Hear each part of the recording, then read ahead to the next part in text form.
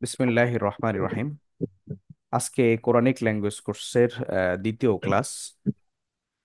আগামীকাল আজকে আমরা ইতিমধ্যেই জেনেছি, একটি সুখবর পেয়েছি যে আমরা রমাদান মাসে ইতিমধ্যে প্রবেশ করেছি।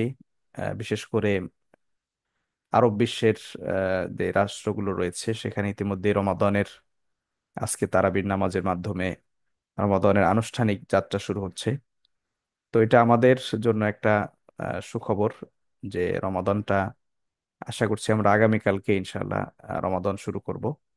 তো আল্লাহ তাআলা আমাদের রমাদানের যেই আহ মাগফিরাত, বরকত, রহমত, আল্লাহ তাআলা যে বিষয়গুলো ক্ষমা বরাদ্দ রেখেছেন, আমরা যেন পবিত্র রমাদানের সেই বরকতময় সময়গুলো সুন্দরভাবে অতিবাহিত করতে পারি এবং সেই পবিত্র রমাদান যেন আমরা সবাই পাই। আল্লাহ তাআলার কাছে এই তৌফিক কামনা করছি। তো আমরা আমাদের আজকের ক্লাসে উম, দ্বিতীয় ক্লাস আমরা কোরআনিক ল্যাঙ্গুয়েজ কোর্সের দ্বিতীয় ক্লাসে আমাদের আজকের বিষয় হচ্ছে কালিমার একটি গুরুত্বপূর্ণ প্রকার। কালিমা বা শব্দের একটি গুরুত্বপূর্ণ প্রকার। আমরা কালিমা পড়েছি তিন প্রকার: ইসেম, ফেল এবং হারফ। তো ইসেম, ফেল এবং হরফের মধ্যে প্রথম প্রকার হচ্ছে ইসেম। তো এই ইসেম সম্পর্কে আমরা আজকের ক্লাসে ইসেম সম্পর্কে মোটামুটি বিস্তারিত জানার চেষ্টা করব, বা ইসেমের একটা প্রাথমিক জ্ঞান, বিস্তারিত না, বিস্তারিত আমরা ধারাবাহিকভাবে আরো শিখব। আমরা প্রাথমিক জ্ঞান বলতে পারি। আজকের টপিক হচ্ছে ইসেমের পরিচয় ও ইসেম চেনার উপায়। তারিফুল ইসমি ও আলামাতু ও আলামাতিহি। তা ইসেমের পরিচয় এবং তার আলামত, মানে ইসেমগুলো আমরা কিভাবে চিনবো, পরিচয় আমরা জানবো এবং ইসেমগুলো কিভাবে চিনবো এটা আমরা শিখবো ইনশাআল্লাহ। তো যথারীতি ইসেমের পরিচয়, আজকের শিক্ষণফল হচ্ছে ইসেমের পরিচয় দিতে পারবো, যেটা আমরা অলরেডি গতকালকেও মোটামুটি ধারণা একটা পেয়েছি। বিভিন্ন প্রকার ইসেম সম্পর্কে ধারণা লাভ করব, মানে বিভিন্ন ধরনের ইসেমের বিভিন্ন প্রকার সম্পর্কে আমরা জানবো ইনশাল্লাহ। এরপরে সূরা বা আয়াত থেকে ইসেম নির্ণয় করতে পারবো, অর্থাৎ পবিত্র কোরআনের যে সূরাগুলো রয়েছে বা আয়াতগুলো রয়েছে সেই আয়াতগুলো দেখলে আমরা বলতে পারবো যে কোনটা ইসেম জাতীয় শব্দ। তো মোটামুটি এটা একটা আমাদের এই ছোট্ট একটা ক্লাসে আমরা এই বিষয়গুলো জানতে পারবো ইনশাআল্লাহ। তো ইসেমের পরিচয় কি এটা আমরা ইতিমধ্যেই জেনেছি। ইসেম শব্দের অর্থ হচ্ছে নাম। ইসমুন শব্দের শাব্দিক অর্থ হচ্ছে নাম। কোনো কিছুর নামকে ইসেম বলে, এটা একটা সাধারণ পরিচয়। কিন্তু আরেকটু আহ বিস্তারিত যদি আমরা দেখি যে যেই শব্দ দ্বারা কোনো ব্যক্তি, প্রাণী, বস্তু, স্থান, জাতি, বিষয়, গুণ, কাজ ইত্যাদির নাম বোঝায়, অর্থাৎ যত ধরনের নাম আছে সবই ইসেম। তো এছাড়াও আমরা ইসেমের প্রকারগুলো জানলে দেখতে পারবো যে ইসেমের আরো বিষয় আছে। আমরা গত ক্লাসে জেনেছি যে বিশেষ্য, বিশেষণ, সর্বনাম। বিশেষ্য তো নামবাচক, বিশেষণ এগুলো হচ্ছে দোষ, গুণ, অবস্থা জাতীয় শব্দ। তো দোষ, গুণ, অবস্থা এগুলো কি জাতীয় শব্দ? যেমন আমরা অনেক সময় বলি ভালো, মন্দ, দক্ষ, খারাপ, এরকম বিভিন্ন সিফাত বা বৈশিষ্ট্য আমরা বিশেষণে বিশেষায়িত করে থাকি। তো এই জাতীয় সব বিশেষণগুলো, অ্যাডজেক্টিভ গুলো কিন্তু নাউন বা আমরা বলতে পারি ইসেমের অন্তর্ভুক্ত। তো আমরা একটু উদাহরণে দেখে আসি যে নামগুলো কিরকম হতে পারে। যেমন ইব্রাহিম, মূসা, জায়েদ এগুলো ব্যক্তির নাম। এরপর প্রাণীর নাম যিইবুন, নেকড়ে, বাঘ। এরপরে বাকারাতুন, গাভী, এগুলো কোরআনে ব্যবহার হয়েছে। জামালুন, উট। বস্তুর নাম বাবুন, দরজা, নাজমুন, তারকা, কুরসিউন, চেয়ার। বা স্থানের নাম মাক্কা, এটা একটা শহর। মেসরুন, মেসর এটা একটা দেশ। মসজিদুন এটা একটি ইবাদতের স্থান, মসজিদ। তো বিভিন্ন জাতির নাম যেমন ইনসান, মানুষ, জিন, জিন, তয়ির, পাখি। বিষয়ের নাম আইলমুন, দারসুন, তারিখুন। গুণের নাম সাজাআতুন, মুরুওয়াতুন, আদলুন। সাজাআতুন বীরত্ব, মুরুওয়াতুন ব্যক্তিত্ব, আদলুন ন্যায়পরায়ণতা, বা আদেল আমরা বলতে পারি। এরপরে নাসরুন কাজের নাম, যে কোনো কাজের নাম। আমরা গত ক্লাসে বলেছি যে কাজের নামগুলোও কিন্তু ইসেম। যেমন নাসরুন সাহায্য বা সাহায্য করা, ঈমানুন বিশ্বাস বা বিশ্বাস করা, কুফরুন কুফরি করা বা অবিশ্বাস করা। তো তো এগুলো সবই ফেল হিসেবে ব্যবহার হয়, তবে এটা যেহেতু ফেলের ক্রিয়ামূল, এখান থেকে ফেলগুলো বের হয়। যেমন নাসরুন থেকে নাসর, সে সাহায্য করেছে।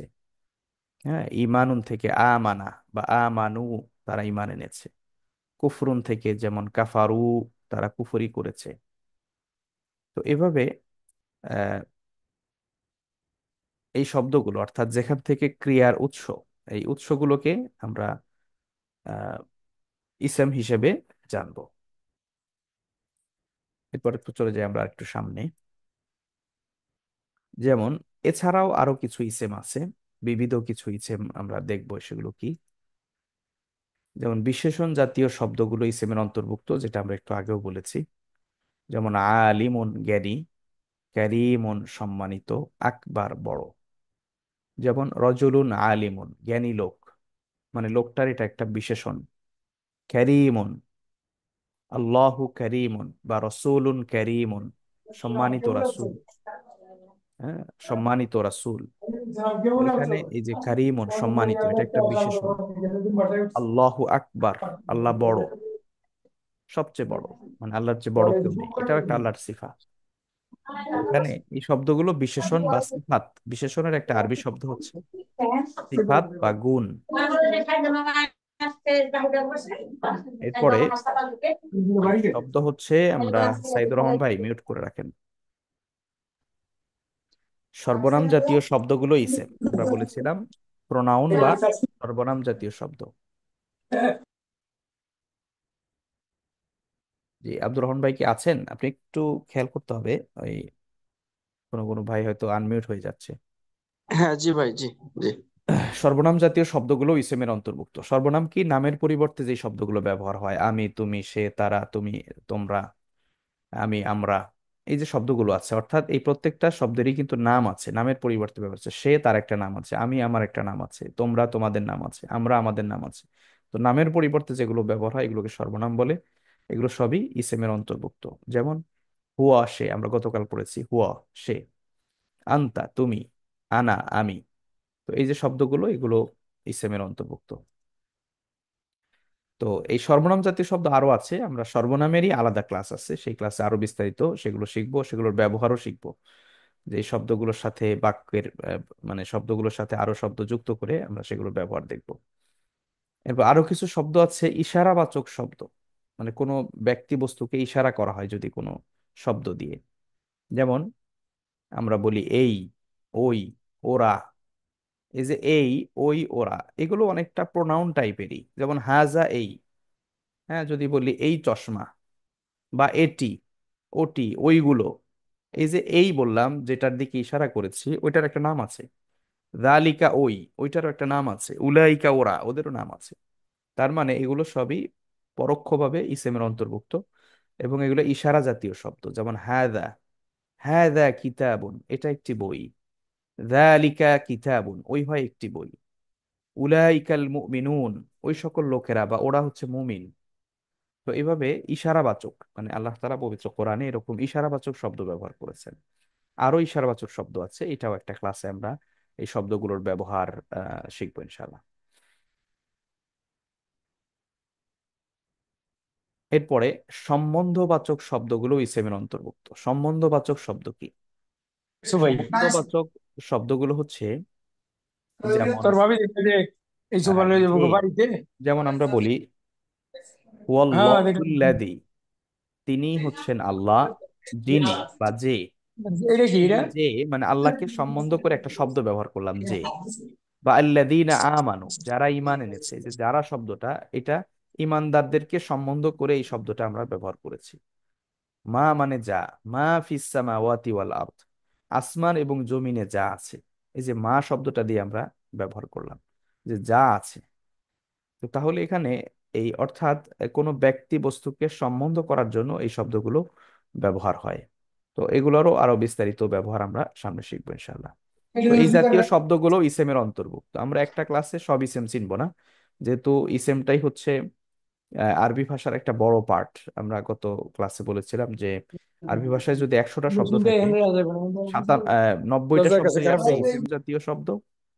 এরপরে আপনার আমরা বলেছিলাম যে 60টা শব্দ আছে বা 7% শব্দ আছে ফাইল জাতীয় শব্দ। আর হয়তো 3% বা আরো কম শব্দ আছে যেটা হরফ বা অব্যয় জাতীয় শব্দ। তো ইসেমটা একটু ডিটেলস বেশি পড়তে হবে। হরফগুলো সীমিত, লিমিটেড কিছু শব্দ, এগুলো আমরা ইয়া ভালোভাবে শিখছে শিখবো কার কাছে? ইনশাআল্লাহ। এই তো এখানে নিশ্চয়ই। আমরা দেখলাম যে আল্লাদি, আল্লাদিনা, মা, এগুলো হচ্ছে আহ, সম্বন্ধবাচক ইসেম। আপাতত এতটুকুই আমরা মনে রাখি বিবিধ ইসেম হিসেবে। এরপরে ক্রিয়ামূল জাতীয় শব্দগুলো ইসেম। ক্রিয়ামূল একটু আগে আমরা বলেছি, যেমন আলহামদু প্রশংসা করা, হ্যাঁ, যেমন আহমাদুকা আমি আপনার প্রশংসা করেছি, অথবা নাহমাদু আমরা প্রশংসা করছি, নাহমাদুহু আমরা তার প্রশংসা করছি। তো এই যে নাহমাদু ওইটা মূলত ফাইল, আর আলহামদু এইখান থেকে মূলত এই নাহমাদু এই শব্দটার উৎপত্তি হয়েছে। তো এটা হলো ক্রিয়ামূল। হ্যাঁ, তো ক্রিয়ামূল জাতীয় শব্দগুলো ইসেমের মধ্যে পড়ে। তো আমরা আরো ডিটেলস বুঝতে পারবো যখন আমরা ইসেম চেনার উপায়গুলো দেখবো, যে কিছু শব্দ যে ইসেম, এটা তার আকার আকৃতি দেখলেও কি বোঝা যাবে। আল কৌলু, আল কৌলু মানে বলা, আল কৌলু মানে বলা। যেমন আল্লাহ তাআলা বলছেন কুল, হে রাসূল আপনি বলুন, কুল অথবা ইয়াকুলু তারা বলে, এরকম আছে, কথা বলা যাবে। তো এখানে এই কুল বা ইয়াকুলু, ইয়াকুলুনা এই যে শব্দগুলো আছে, এই শব্দগুলো কৌলু থেকে এসেছে। আল কৌলু বলা, কোনো কিছু বলা। ক্বাল আল্লাহ আল্লাহ তাআলা বলেন। এই যে শব্দগুলো ফেল, এগুলো ফেল, এই ফেলগুলো উৎপত্তি হয়েছে আল কৌলু এখান থেকে। তো এই যেখান থেকে ফেলের উৎপত্তি হয়, ক্রিয়ামূল বা রুট, ভার্বের যে রুট গুলো রয়েছে এগুলো হচ্ছে আহ ইসেমের অন্তর্ভুক্ত।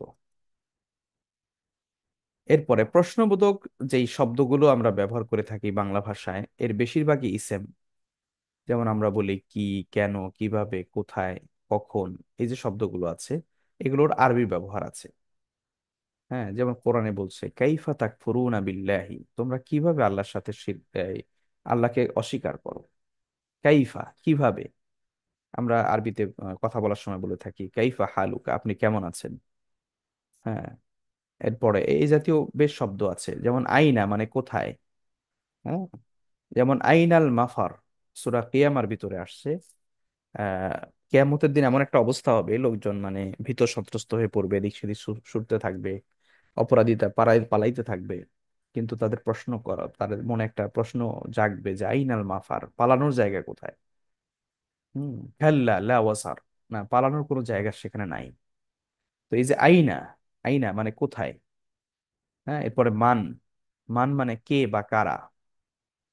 হ্যাঁ, মান আনতা আপনি কে, মান হুয়া সে কে, মান হিয়া, মান আনতুম তোমরা কারা, এরকম মান দিয়ে এরকম প্রশ্ন করা হয়। আবার হাল, হাল মানে কি। হ্যাঁ, হাল মানে কি, যেমন হাল আকালতা আপনি কি খেয়েছেন, হাল যাহাবতা আপনি কি গিয়েছেন, এরকম হাল দিয়ে প্রশ্ন করা হয়, হাল মানে কি। তো এরকম শব্দগুলো বেশিরভাগই ইসেমের অন্তর্ভুক্ত। দুই একটা শব্দ আছে মা, আর আরেকটা আছে এই দুইটা শব্দ ছাড়া বাকি বেশিরভাগ প্রশ্নবোধক যে শব্দগুলো আছে, প্রশ্নবোধক শব্দেরও একটা চার্ট আছে, সেটা আমরা দিব সামনে। যদিও কোরআনে প্রশ্নবোধক শব্দের ব্যবহার অনেক কম এসেছে, প্রশ্নবোধক শব্দগুলোর ব্যবহার বেশি হয় আরবি ভাষাতে। আপনি যদি মোকালামা বা অ্যারাবিক কনভারসেশন শিখতে চান, তাহলে সেখানে প্রশ্নবোধক শব্দের ব্যবহার প্রচুর, মানে যে বেশি প্রশ্ন করতে পারে সে আরবি ভাষায় কথাবার্তার ক্ষেত্রে এগিয়ে যায়, বা প্রশ্ন দিয়েই মূলত কথাবার্তাগুলোকে সামনে আগাতে হয়। তো এটা কোরআনে প্রশ্নবোধক শব্দের ব্যবহার কম, কিন্তু ভাষার ক্ষেত্রে মানে কথাবার্তার ক্ষেত্রে প্রশ্নবোধক শব্দগুলো বেশি ব্যবহার হয়ে থাকে। তো এখন এখন আমরা আরো কিছু উদাহরণের মাধ্যমে এই বিষয়গুলো একটু বোঝার চেষ্টা করব। যেমন উদাহরণগুলো দেখি, নাসরুন সাহায্য করা। দেখুন এটা কি, কোন দিক থেকে এটা ইসেম, এটা কাজের নাম। হুয়া সে, এটা কি, এটা হচ্ছে সর্বনাম জাতীয় শব্দ। আল বাইতু ঘরটি বা ঘর, এটা হচ্ছে একটি বস্তুর নাম।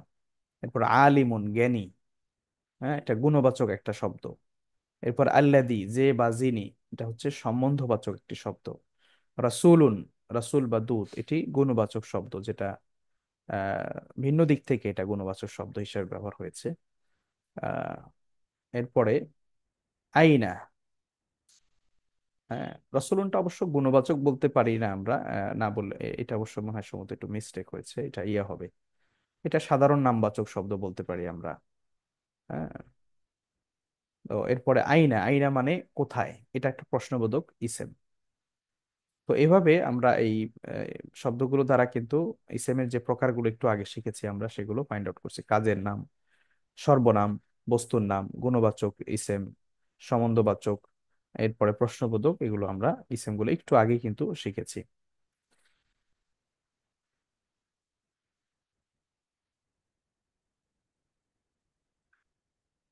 এরপরে আমরা আরো কিছু অনুশীলন করি, যেমন নাজমুন তারকা, এটা বস্তুর নাম। আল কওলু বলা, এটা কি ক্রিয়ামূলক বা কাজের নাম। ইব্রাহিম, এটা ব্যক্তির নাম।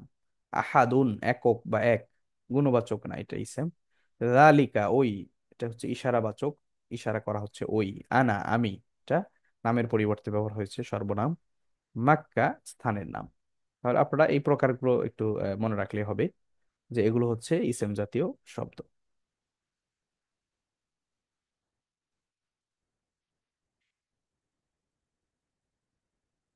ইসেমের বৈশিষ্ট্য কি, যে ইসেমগুলো আসলে আমরা কিভাবে চিনব, বা ইসেমের বিশেষত্ব কি। ইসেমের একটা বৈশিষ্ট্য আমরা গত ক্লাসে আলোচনা করেছি, এটি হলো স্বাধীনভাবে অর্থ প্রকাশ করে। যে ইসেমগুলো সাধারণত তার অর্থের ক্ষেত্রে একটা স্বাধীনতা আছে, যে সে একাই নিজের অর্থ নিজে প্রকাশ করে বা পূর্ণ অর্থ প্রকাশ করে। এরপরে কালের সাথে সম্পর্ক রাখে না, মানে ইসেম জাতীয় শব্দের সাথে কোনো অতীত, বর্তমান, ভবিষ্যৎ, এইগুলোর কাল এই শব্দের গুলোর ভিতরে পাওয়া যাবে না। তো এটা সাধারণত মৌলিক বৈশিষ্ট্য। এরপর আমরা একটু দেখে আসি ইসেম চেনার উপায়, মানে আমরা ইসেম গুলোকে কিভাবে চিনব। যেমন কোনো কিছুর নাম হওয়া, যেটা আমরা ওই ইসেমের পরিচয়ের ভিতরে জেনেছি, যে কোনো কিছুর নাম হলে সেটা ইসেম। যেমন কিতাব, নাজমুন, এগুলোও কিন্তু কিতাব, এটাও একটা নামবাচক। নাজমুন তারকা, এটাও একটা নামবাচক। এটা বস্তুর নাম, এটাও বস্তুর নাম। এরপর ইসেম চেনার একটা বহুল প্রচলিত উপায় হচ্ছে শব্দের শুরুতে আলিফ লাম থাকা। কোনো শব্দের শুরুতে যদি আলিফ লাম থাকে, তাহলে সেই শব্দটা ইসেম। সেটা যেই শব্দই হোক না কেন, ব্যক্তির নাম, বস্তুর নাম, কাজের নাম, যাই হোক না কেন, সেটা ইসেম। যেমন আহ এই যে ফাতহুন, ফাতহুন শব্দের অর্থ বিজয়। এর সাথে আলিফ লাম যুক্ত করে দিলে আল ফাতহু, মানে যে আল ফাতহু, এই শব্দটা আপনি অর্থ না জানলেও আপনি শুধু এই আলিফ লাম দেখে শুরুতে, এটা দেখে বুঝতে পারবেন এটি হচ্ছে ইসেম। হামদুন, এটার শুরুতে আলিফ লাম যুক্ত করলে হয় আল হামদু। এই হামদুন শব্দটা দেখলেই আপনি বুঝবেন এটা হচ্ছে ইসেম, আলিফ লাম থাকার কারণে। এরপরে আমরা দেখি শব্দের শেষে তানবিন থাকলে ইসেম। কোনো কোনো শব্দের শেষে যদি, বা কোনো কালিমা বা শব্দের শেষে যদি তানবিন থাকে, তাহলে সেটা ইসেম। তানবিন গুলো কি, আমরা তালিমুল কোরআনে শিখেছি, দুই জবর দুই জের দুই পেশকে তানবিন বলে। তো এই যে কোনো একটা যদি দুই জবর থাকে, অথবা দুই জের থাকে, অথবা দুই পেশ থাকে, কোনো শব্দের শেষে যদি এরকম থাকে, তাহলে সেটা ইসেম জাতীয় শব্দ। যেমন আহাদুন, এই তানবিনটা দেখেই বুঝবেন তানবিন কেবলমাত্র শুধুমাত্র ইসেমের ক্ষেত্রেই ব্যবহার হয়, অন্য কোনো ফাইলের সাথে তানবিন, অন্য কোনো কালিমার সাথে তানবিন ব্যবহার হয় না। আহাদুন, নারন, লাহাবিন, এই যে শেষে।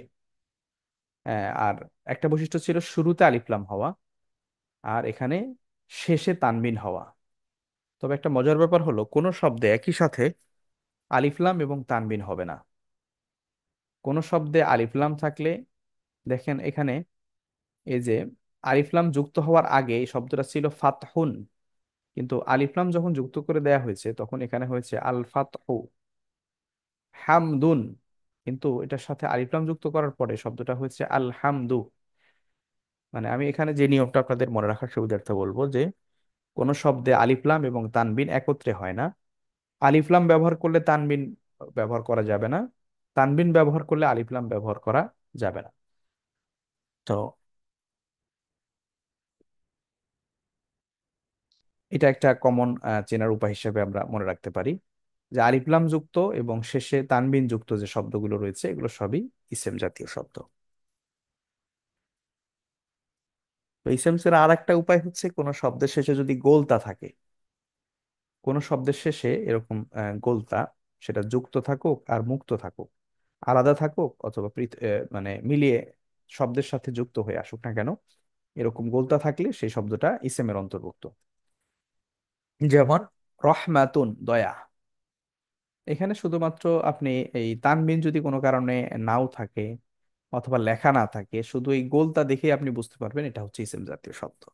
ইসেম ছাড়া অন্য কোনো শব্দে সাধারণত শেষে গোলতা হয় না। সাজারতুন, গাছ। সাজারতুন, গাছ। হ্যাঁ, তাহলে এখানে এই গোলতা দেখে আমরা বুঝবো এটা হচ্ছে কি ইসেম জাতীয় শব্দ। তাহলে ইসেম জাতীয় শব্দগুলো আমরা আশা করি এখন দেখলেই কিন্তু আমাদের কাছে চেনা সহজ হবে। আরো কিছু বিবিধ চেনার উপায় আছে, যেমন শব্দের শুরুতে যদি বিশেষ কিছু হরফ বা অব্যয় থাকে, সেই বিশেষ হরফ কয়টি সেটি আমরা আলোচনা করব।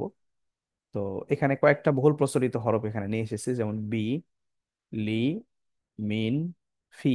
বি মানে দ্বারা, দিয়ে, কর্তৃক, এগুলো, নিকটে, কাছে। লি মানে জন্য, মিন মানে হতে বা থেকে, ফি মানে মধ্যে। তো কোনো শব্দের শুরুতে যদি এগুলো আসে, সেটা যুক্ত হয়ে আসুক আর মুক্ত হয়ে আসুক, এই বি, লি, মিন, ফি, বি আর লি সাধারণত যুক্ত হয়ে আসে, আর মিন আর ফি এটা যুক্ত হয়ে আসে না, আগে ব্যবহার হয়। যেমন এখানে দেখেন বিসমিল্লাহি, এই যে বি, ইসেমের সাথে এখানে বি যুক্ত হয়েছে, বিসমি। তো এখানে তো ইসেম এমনিতেই ইসেম, তো শুধু জাস্ট আমরা যুক্ত করে দেখলাম। এরপরে এখানে দেখুন মিনাশ শাইতানির রাজিম, মিন। এটা এমনিতেও চিনবেন কারণ এখানে শুরুতে আলিফ লাম আছে। এরপরে শুরুতে একটা মিন থাকার কারণে বা এই বিশেষ কিছু হরফ থাকার কারণে এটা, এই শব্দটা ইসেম। এরপরে লি, যেমন আল্লাহ শব্দটা শুরুতে লি যুক্ত হয়েছে, হয়ে লিল্লাহি হয়েছে। আবার এই যে বি শব্দটা আল্লাহর সাথে যুক্ত হয়ে বিল্লাহি হয়েছে, মানে আল্লাহর দ্বারা বা আল্লাহর নিকট বা আল্লাহর সাথে, এরকম। লিল্লাহি, আল্লাহর জন্য। তো লি, লিল্লাহি। তো এভাবে বিশেষ কিছু অব্যয় আছে, এগুলো থাকলে আমরা বুঝবো যে এগুলো হচ্ছে কি আহ উম, মানে কোনো শব্দের শুরুতে যদি এই জাতীয় কোনো অব্যয় যুক্ত হয় তাহলে সেগুলো ইসেমের অন্তর্ভুক্ত, ওই শব্দগুলো। তো আমরা একটু চেনার উপায়গুলো থেকে একটু অনুশীলন করি, যেমন আল ফাতহু। হ্যাঁ, আল ফাতহু, এখানে আলিফ লাম যুক্ত হয়েছে শব্দের শুরুতে, অর্থ হলো বিজয়। আবার আল ফাতহু মানে ওপেন বা খোলা। হ্যাঁ, তো এখানে কোরআনে আল ফাতহু শব্দটা বিজয় অর্থে ব্যবহার হয়েছে সূরা নাসরের মধ্যে। এরপরে শব্দের আহাদুন, এটা ইসেম চেনার উপায় কি, যেটা শেষে একটা তানবিন আছে। এরপরে আল বাইতু, এটা ইসেম চেনার উপায় কি, এখানে শব্দের শুরুতে আলিফ লাম আছে। বি হামদি, বি হামদি, মূলত শব্দটা হামদুন, প্রশংসা। তো বি হামদি অর্থ হলো প্রশংসার দ্বারা, হ্যাঁ, বা প্রশংসার সাথে, এরকম বি। তো এই বিটা এই হামদের সাথে যুক্ত হয়েছে। তো এই বি আসার কারণে এই হাম শব্দটা ইসেম। এরপরে মানে এটা একটা দেখে চেনার উপায়, এটা হলো আপনি সব এটা অর্থ না জেনেও আপনি কি করবেন, এই চিহ্নগুলো দেখে আপনি বুঝতে পারবেন। আলিমুন, জ্ঞানী, এটা ইসেম। মানে আপনি যদি এই জ্ঞানী শব্দটা, এটার অর্থ যদি নাও জানেন, শুধু এটার চেহারা দেখেই কি করতে পারবেন, বলতে পারবেন এটা ইসেম জাতীয় শব্দ, কারণ এটা শেষে কি আছে, তানবির আছে। ক্লাস করতেছে যে রসুলুন, রসুল মানে হচ্ছে দূত। তো এটা ইসেম কিভাবে বুঝবো আমরা, শেষে তানবির আছে। তাহলে এখানে কিন্তু আমরা আলামতগুলো পরিষ্কার, যে শব্দের শুরুতে আলিফ লাম অথবা শব্দের শেষে তানবিন অথবা শব্দের শুরুতে বিশেষ কিছু হরফ, হ্যাঁ, এরকম হলে ওই শব্দগুলো ইসেম হিসাবে ব্যবহার হয়। আরো কিছু হরফ আছে, যেমন জবর প্রদানকারী বা জের প্রদানকারী হরফ, এগুলো আমরা আরো সামনে পাবো। জবর প্রদানকারী হরফ আছে কিছু, জের প্রদানকারী মানে কোনো হরফ আছে অব্যয় আছে যেগুলো কোনো শব্দের শুরুতে আসলে বা ইসেমের শুরুতে ব্যবহার হলে শেষে জের হয়। শব্দের শুরুতে যেমন এখানে বি আসছে, বিটা বি এর কারণে এখানে হামদুন না হয়ে হামদি হয়েছে, শেষে জের হয়েছে। হ্যাঁ। এরপরে আছে কখনো জবর প্রদানকারী হরফ আসে। হ্যাঁ, যেমন আল্লাহু, কিন্তু ইন্না একটা হরফ, এটা যুক্ত হওয়ার কারণে ইন্না লহা হয়। হ্যাঁ। তো এরকম বিশেষ কিছু হরফ আছে যে হরফগুলোর পরে সাধারণত ইসেম বসে, ইসেম জাতীয় শব্দ আসে। তো আশা করি আপনাদের কাছে এগুলো ক্লিয়ার হয়েছে। আমরা আরো কিছু চেনার উপায় দেখি, যেমন নারন, আগুন। নারন, এই যে তানবিন শেষে, তো এটা শব্দের শেষে তানবিন থাকার কারণে এটা ইসেম। আল কওলু, এখানে শব্দের শুরুতে আলিফ লাম। ইব্রাহিম, এটা একটা নাম, ব্যক্তির নাম। এরপরে আহাদুন, এক বা একক, এটা শব্দের শেষে তানবিন। দালিকা, ওই, এটা ইশারাবাচক শব্দ। এবং আনা, আমি, এটা সর্বনাম জাতীয় শব্দ। এটা একটু আগে আমরা এগুলো পড়েছি। তো এখানে মোটামুটি চেনার উপায়, ইসেমের প্রকারগুলো আমরা সংক্ষিপ্তভাবে এখানে আমরা জানলাম। এরপর আমরা কোরআন থেকে একটু আমরা অনুশীলন করে দেখি। যেমন এখানে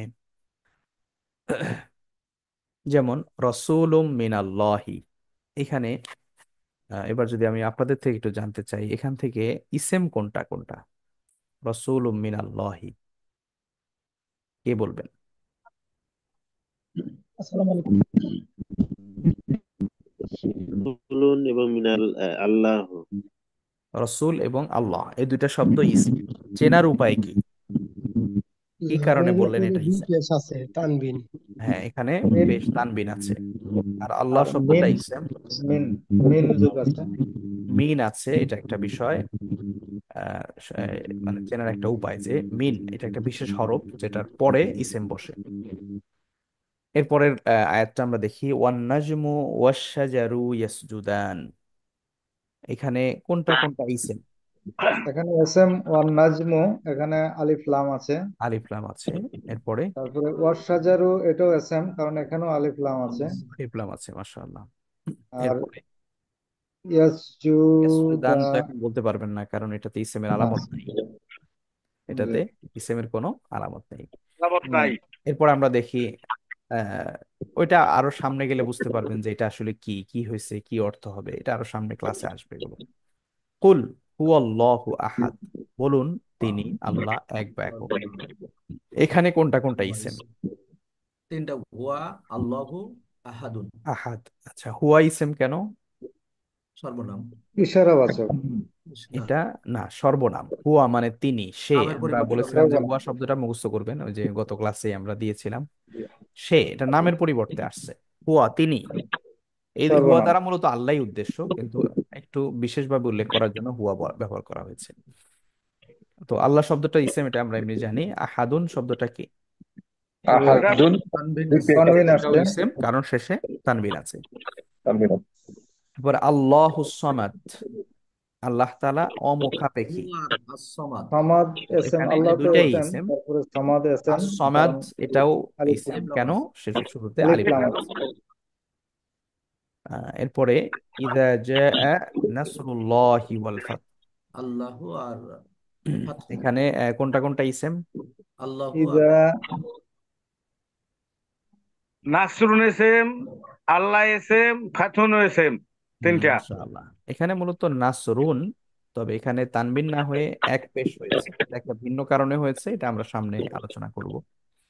আর আল্লাহ শব্দটা ইসেম, এটা আমরা জানি। ওয়াল ফাতহু, এটাও ইসেম, কারণ এখানে আলিফ লাম যুক্ত আলিফ লাম হয়েছে। আছে। আলিফ লাম আছে। তো এই তো মাশাআল্লাহ, আপনারা তো আরবি ব্যাকরণ পারতেছেন। তো আমাদের মোটামুটি আজকের যে ক্লাসের এটা সারাংশ ছিল যে আমরা আজকে ইসেমের পরিচয় জানলাম, ইসেমের বিশেষ কিছু প্রকার এটা আমরা দেখলাম, ইসেমের বৈশিষ্ট্যগুলো আমরা শিখেছি। এরপর আমরা শিখেছি হলো ইসেম চেনার উপায়গুলো শিখেছি, ইসেমের আলামত বা চিহ্ন।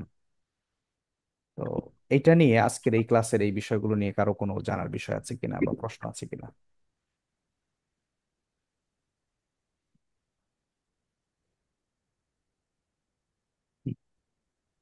আসসালামু আলাইকুম। জি ওয়ালাইকুম হুজুর, আসসালাম। বলছিলেন যে এখানে নাম